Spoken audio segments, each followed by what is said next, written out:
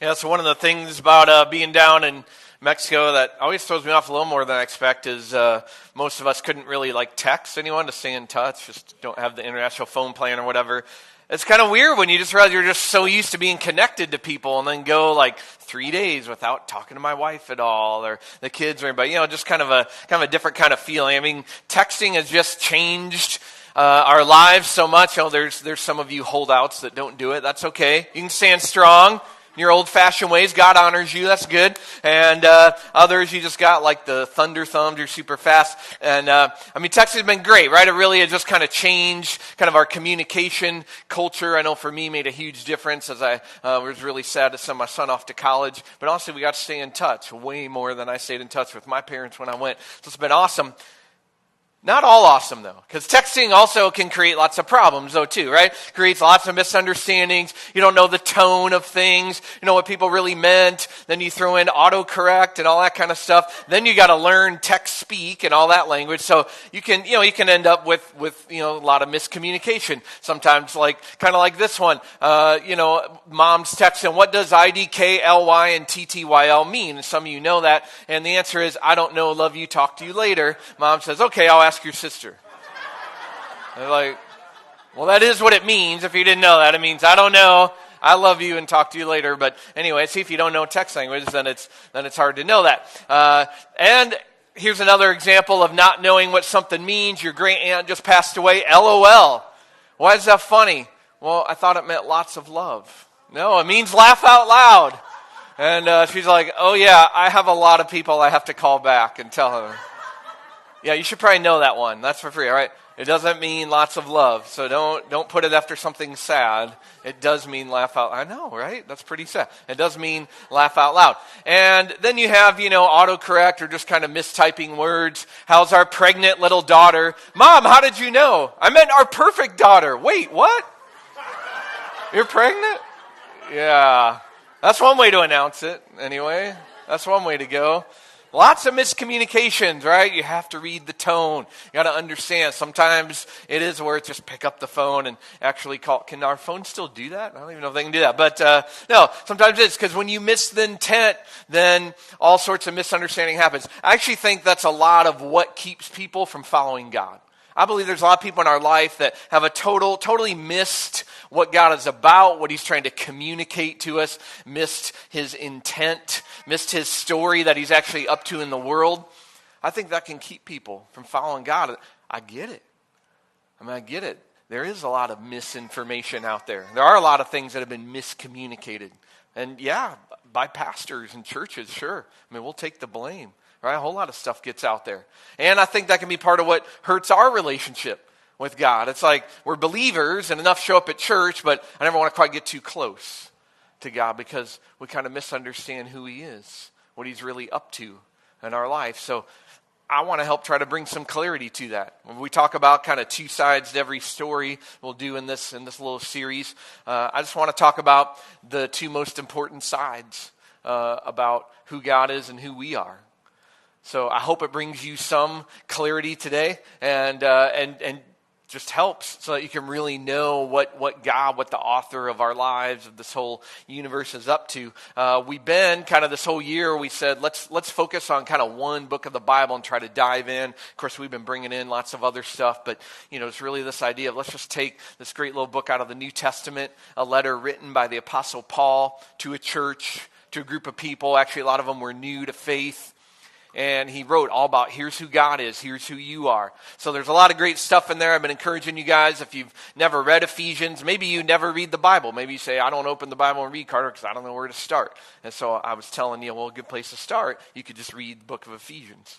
Wouldn't take you that long. You could read a chapter a day. So we'll be in chapter 2 next couple weeks. We spent actually last couple months just in chapter 1. But here in chapter 2, Paul, right out of the gate, all right, super clear. Here's who we are, here's who God is. All right, here's who we are, here's who God is. And I think he just lays it out clear. Now, listen, Paul, I don't know if Paul had like sense of humor. I think he was maybe like opposite personality of me, because I kind of like to just kind of like smooth things over. I want it to feel good going down. Yeah, Paul is just like, I'm going to tell you the truth and you're going to hear it. So that's a little more like him. Some of you like that style. But that's who Paul is. I just had to warn you of that, because right away, beginning of chapter 2, he just comes right out. He doesn't care about politically correct, all right? He doesn't care about being gentle, not yet anyway. He just wants the truth to come out loud and clear. So, you ready for it? All right. So here's what he says at the beginning. As for you, you were dead. Wow. All right.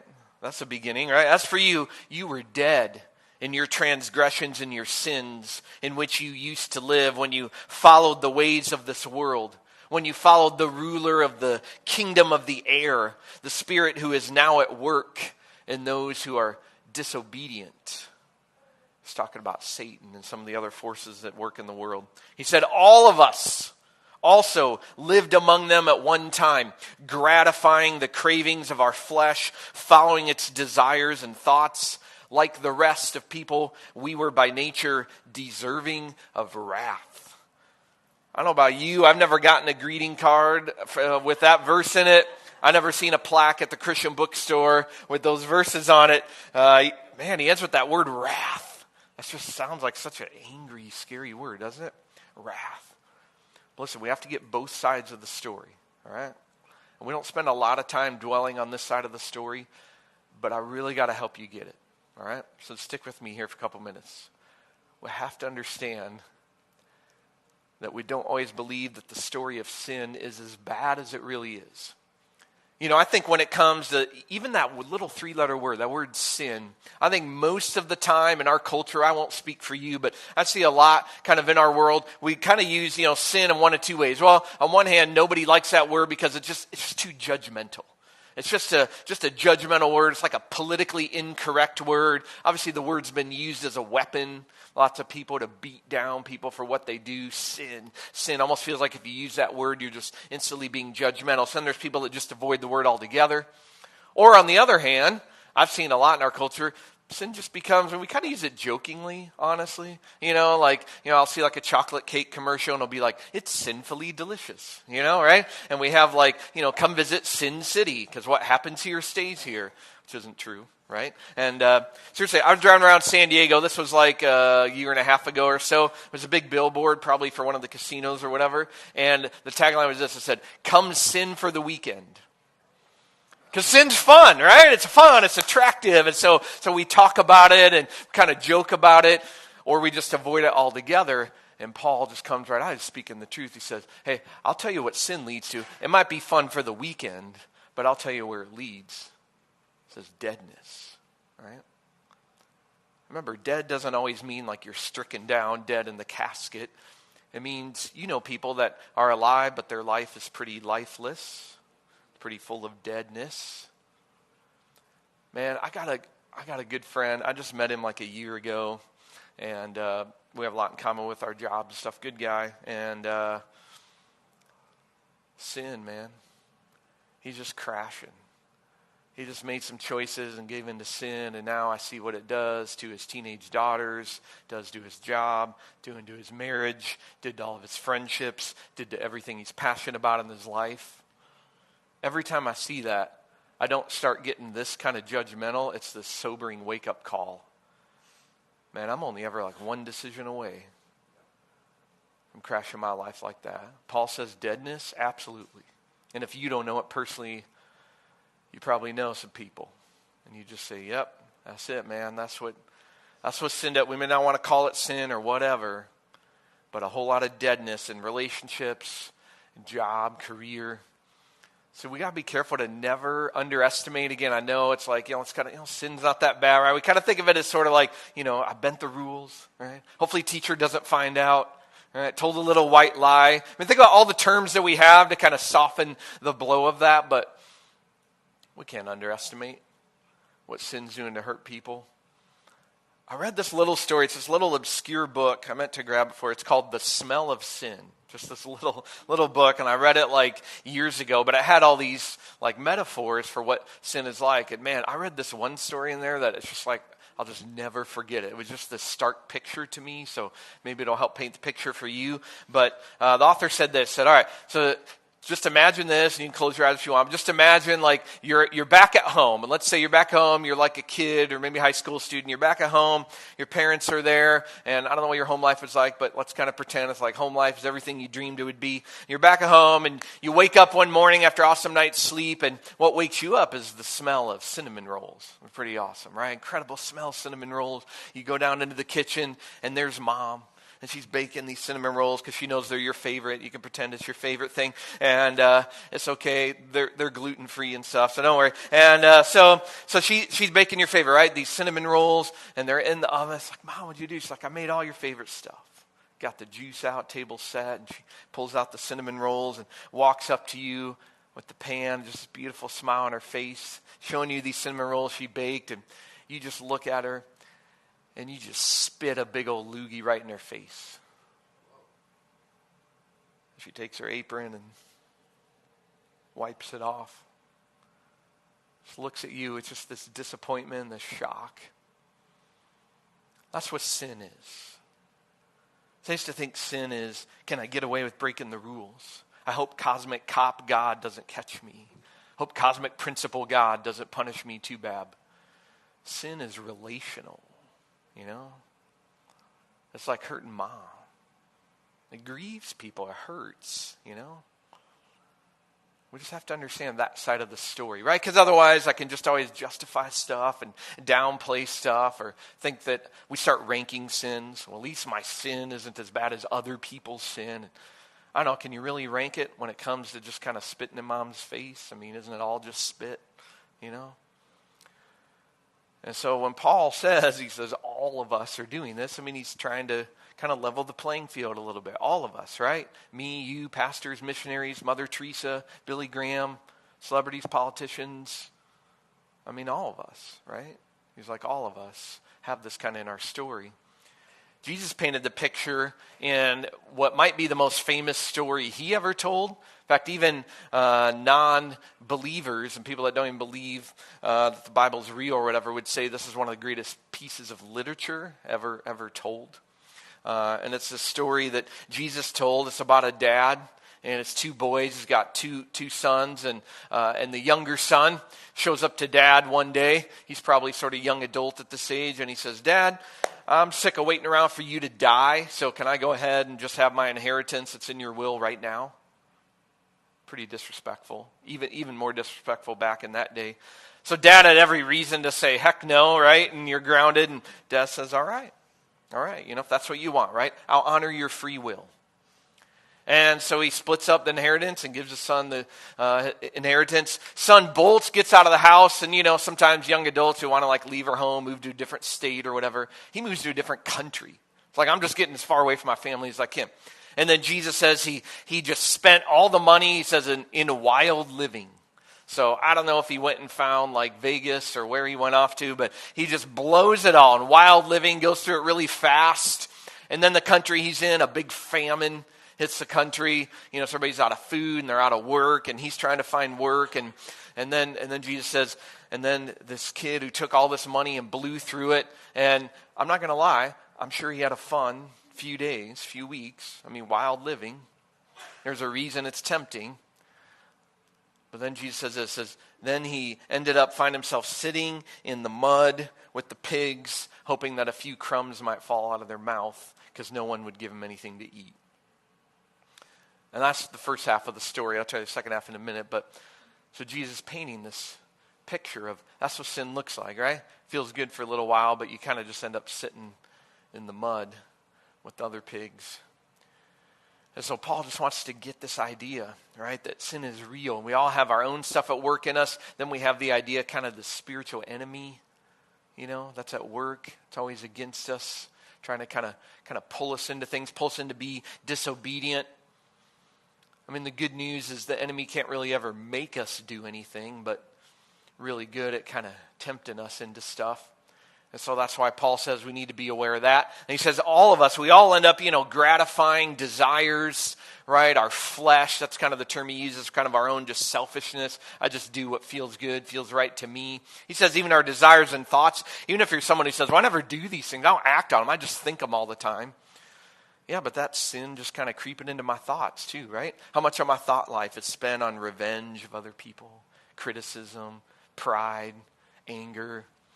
And so then he uses this word at the end, deserving of wrath. And again, I know that's what keeps a lot of people from God. They just picture that's what God is. He's just a big old angry, wrathful God that just loves throwing down lightning bolts on people. But listen, what if you thought about wrath like this? I don't know if you've ever watched like a documentary about just like a painful thing going on in our world. I've seen stuff about like child trafficking. I hate watching those. I actually don't really anymore. Because when I watch stuff about like human trafficking, especially with kids, it not just breaks my heart, it just gets me too like worked up, right? Like angry, like how can we not do something about this? Like we need to do something to fix this, right? Like it moves me. That's what God is, When he watches what sin is doing to damage other people, we hurt ourselves. If he were to just sit by and watch and not be moved by any of that, not really care, he's not much of a God, right? He's just some unfeeling, immovable force. But if God is moved to, righteous kind of anger, moved to want to change things, see things healed and made better the way you are, that's what kind of God he is. And so that's what Paul's talking about. He says, man, honestly, that's what we all deserve. God to just come say, let me just kind of clean up the whole thing. Start over. So that's what Paul's trying to get the real story of sin into us. And so far, maybe you're saying, wow, Carter, really? I wish I would have just gone to the beach today. I don't know why I showed up here. That's how it's going to be. But listen, because the second side of the story isn't going to be that big of a deal to you if you don't really get this side of it. All right? So that's why I'm just trying to let us sit in it. Try to feel it a little bit. But the great news is there are two sides to the story, right? So that's the first side. We can't downplay it, justify it, gloss over it. I like to gloss over it, I'm going to be honest, because I like to talk about positive stuff, but we can't. Because otherwise we miss the point of the second part.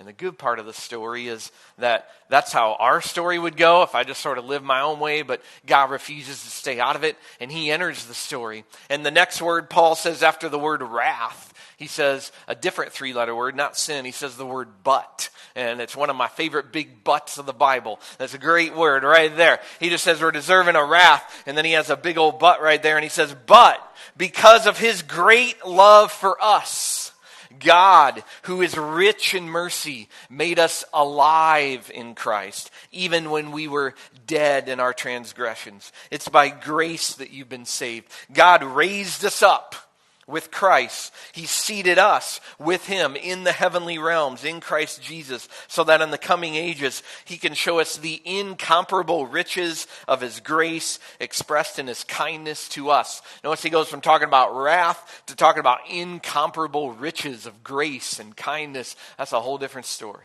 right? And the whole first part is you're dead. You got a whole bunch of deadness in your life, and he's right. But then he says, and Jesus comes along to make us alive.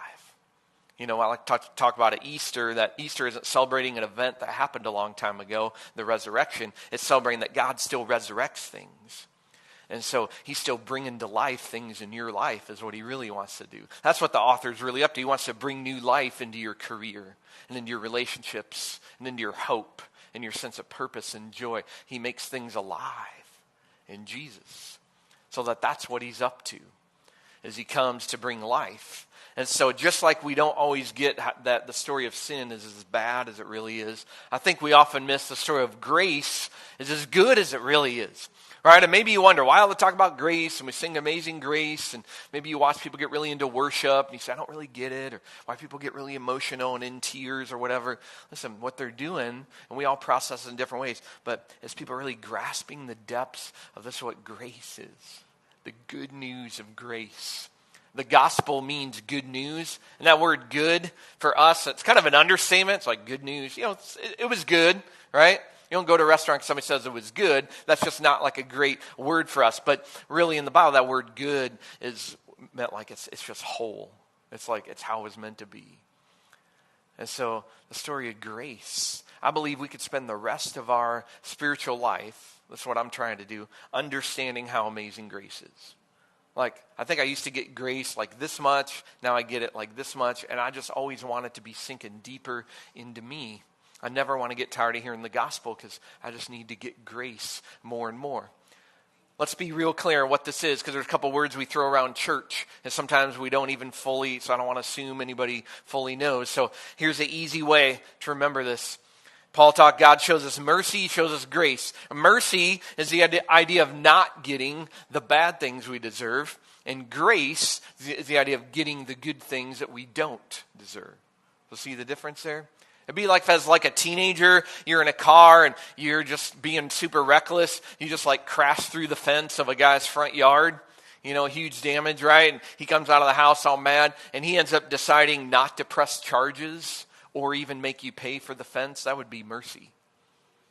He's not giving you the bad stuff you deserve. Then if he wanted to go next step to grace, he says, let me help you fix the dent in your car. Right? I mean, just the idea of just not getting what I deserve and actually getting the good stuff that I don't deserve. That is what grace is. That's why I'm always saying it's actually the opposite of karma. And it's okay. I mean, I get karma is a big idea, especially around Ocean Beach. But listen, karma says when I do bad stuff happens to me, right? When I do good stuff happens to me. This is mercy and grace. This, by the way, is why we can't just say, well, all religions are basically the same. I mean, there's a lot of reasons they aren't. This is the main reason. No other religion has the idea of grace. No other one. I mean, there's just nowhere else has this idea of we get things that we don't deserve, this incredible stuff from God. That's why grace is such a big deal. That's why it's supposed to write this new story for us. Jesus continued on in the story, the prodigal son. He's sitting here. I mean, it wouldn't be that great of a literary story if it ended with, and he was stuck in the mud with the pigs, right? I mean, I guess it would teach a lesson, but it wouldn't be quite as good of a story. So Jesus goes on in the story and says, while he's sitting there in the mud with nothing to eat, an empty belly. I love this phrase. Jesus says, he came to his senses. Have you ever just come to your senses? He woke up, right? He finally realized, what the heck am I doing? It says he came to his senses. He realized, I'm sitting here, nothing to eat with pigs. Meanwhile, even the lowliest servant of my dad's house actually gets food. So he says, I'm going to go back home. Remember, he's in a different country. So it's a long way back. I'm going to go back home and beg my dad. I'm going to tell him I'm not worthy to even be called your son. But will you let me, it's almost like I'll sleep in the doghouse. Just let me somewhere. So he decides to head back home. I picture him kind of walking home, just rehearsing his speech. Here's what I'm going to say to my dad. And then when he says this. But before he even gets there, and has to do the be scared, knock on the door. It says before he even gets there, Jesus said, while he was a long ways off, the father saw him, which how could dad see him when he's a long way off unless dad's still always looking for him? And it says, dad goes running out towards him. And, running isn't common for, older wealthy men and stuff, not in those periods. And he's got a big robe and it's flying everywhere and he's just running. It says he wraps his arm around his son and just kisses his son and hugs him. And you can just imagine the look of shock probably on his son's face, right? And it says he puts this robe on him, he puts this ring on him, and he says, go kill the fattest calf. We're going to throw a huge party. My son was lost and now he's found. And that's that cool lyric in Amazing Grace. He once was lost and now he's found. He's come back home. It's part of why we like Welcome Home, because that's how Jesus describes what it's like. And he says, that's what God's really like. That's what God's like, right? Because what the Father should have been was waiting with arms folded saying, I told you so. How'd you like that, right? You got what you deserved. You took my inheritance early and blew it. You deserve to be with those pigs. Instead, he throws them a party, right? Treats him as his honored guest.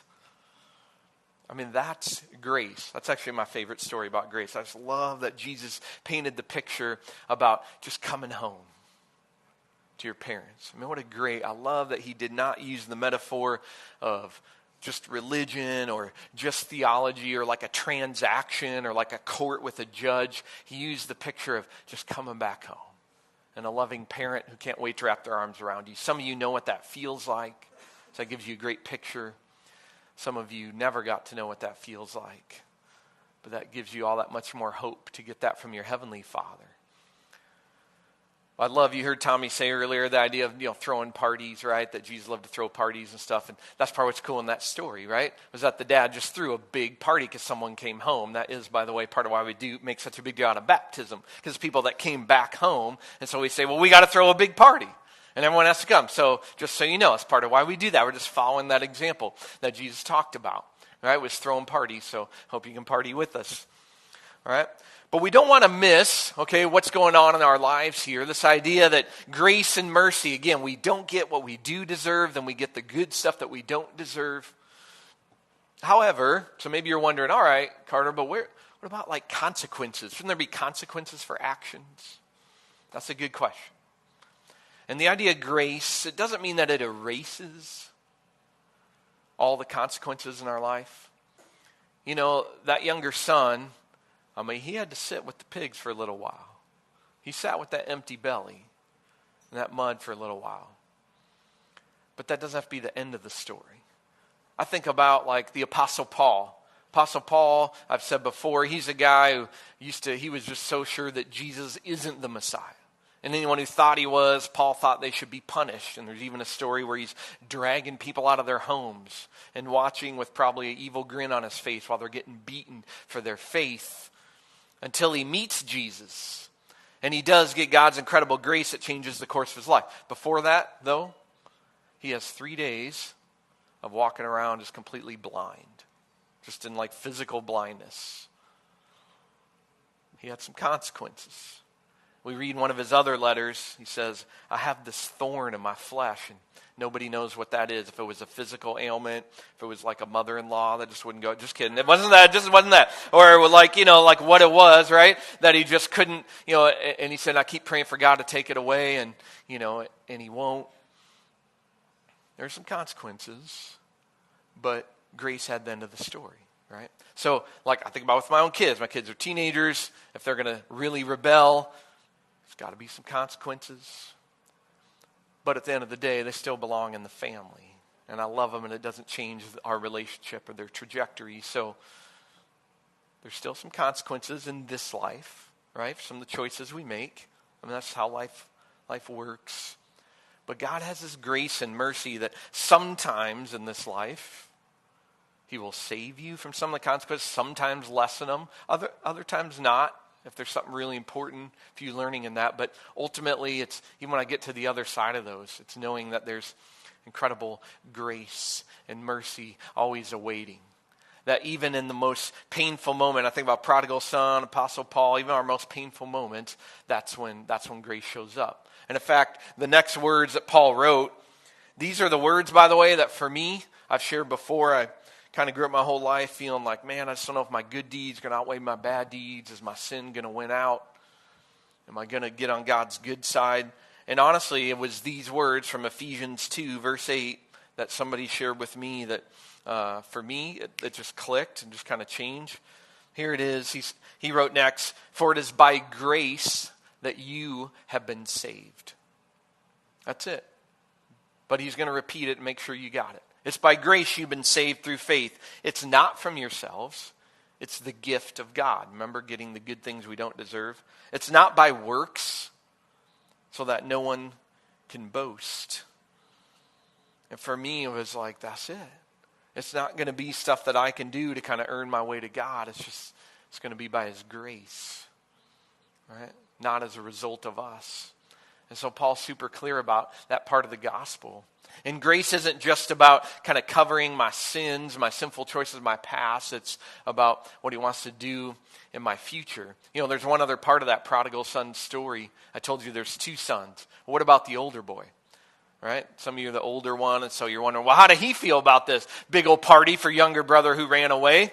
It says older brother came in from the fields working, and he hears a big party going on in the house, music and dancing. And so he goes and finds Dad and goes, what's going on? Dad says, you won't believe it. Guess what? Your younger brother, he's back home. Isn't that awesome? And older brother goes, no, that's not awesome. I've been here all this time working hard and faithful. You didn't throw me a party. And Dad said, hey, all I have is yours. You've always been my son. Everything I have is yours. Come into the party and join us. You know, the older son, he forgot how amazing grace is. I mean, he lost sight. He's only thinking the first part of the story. My younger brother was sinful, and he should pay for that sin. He forgot how amazing grace is, that he needs grace in his own life, by the way. And so that was the older son. Judgmental. People should get what they deserve. My life's more together than his life was. He kind of missed the whole point of grace. Maybe you can relate. But he's missing that God still wanted to not just do amazing things in his younger brother's life, in his life too. I mean, his older brother, God's not done. He has amazing stuff to do in his life too. And he missed it. And and this is the last verse we'll read, but Paul ends this little section, beautiful words, really some of my favorite anywhere in Ephesians. If you're going to memorize something out of Ephesians, the verse 8 would be a great one, and this one too. It says, for we are God's handiwork. Some translations say we are God's masterpiece. We're created in Christ to do good works that God prepared in advance for us to do. You're created to bring life, to do good things. You're created to build homes in Mexico. And you're created to bless schools and help rescue girls out of human trafficking. You're created to meet needs of the poor and to meet needs of the wealthy. And you're created to build friendships and speak encouragement into people's lives. So I just want you to hear that. No matter your age or your life stage or how long you've been following Jesus or how much you know about the Bible or don't know, you were created to do good works, to bring life to places. And that's where grace helps me get that. Otherwise, I just have to spin out and beat myself up and just kind of lower my self-esteem and just kind of sit, I guess, in the mud pit of my own sin. But grace says, hey, let's get up from that and let's start doing the stuff that God helped us to do, God has for us to do. So that's my only question for you today. We'd like to make it practical. And that's my only question for you today. How are you going to let grace, all right, affect your story? I think for some of us, we're the younger son. And you know, the younger son's story didn't just end with him just sitting in the mud. Dad didn't actually come and pick him up out of the mud and carry him back home. He had to decide on his own to come to his senses and walk back home. The choice lies with you, all right?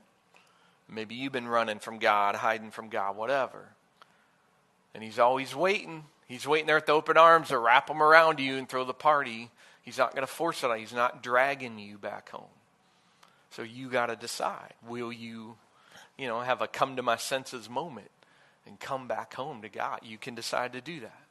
And he always awaits as Father with open arms. Others of us, we got to be honest. This happens a lot in churches, by the way. We're the older son. We forget how good grace is. We kind of start living on our high horse, and that's actually kind of become a reputation as Christians. We kind of think we just have it better than everybody else, and we lost sight of grace. We forget that other people deserve or get grace, and I was deserve it, but get grace just like we do. We forget that. You may have people in your life that are trying to reconcile with you, and you refuse to do it. And I understand. I've been hurt by people. Last thing in the world I feel like doing is forgiving them and giving them a second chance. That idea of grace challenges me, though. I think about that older brother. In that story, by the way, Jesus kind of leaves it on a cliffhanger. Dad says, hey, come into the party, older brother. And we never find out if he did. We never find out. I like to think that it's finally like, you're right. I do want to go celebrate my younger brother, and I go in. But he may have just stood on that front step and just said, I refuse. I don't like grace. Right? I don't know what he did. But, what are you going to do, right? I mean, maybe you get the idea of grace for you, but you've just quit showing it to everybody else. So that's my only question for you. Either way, I want to give you a little token. I like just having physical things sometimes to remind me stuff. I like doing that in church. I had a neighbor back in my last church where he didn't come that often.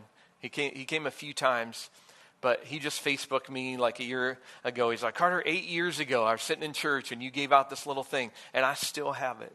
on my dresser. And I just want you to know, I look at it and I always remember this. I think that's pretty cool. So I like to do that sometimes for you. And in that prodigal son story, when the younger son comes home, the dad throws a coat on him, and it says he put sandals on his feet. It says that he put a ring on his finger.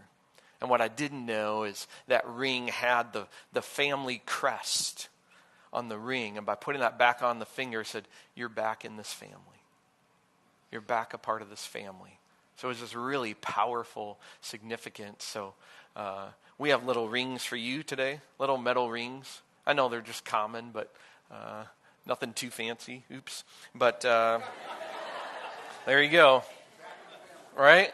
I'm not back in the family. I dropped it. But no, we'd love for you to take one of these. You don't have to wear it. It's all right, guys. It's okay. Although it makes a good little pinky ring. But you can take this. Love for you to just keep it somewhere. Because to me, it's that reminder of grace, right? Reminder that God always welcomes you back home. The reminder that God says you can be back in the family, whether you're younger brother or older brother. Both ways, Dad said, come into the party. Come back into the family.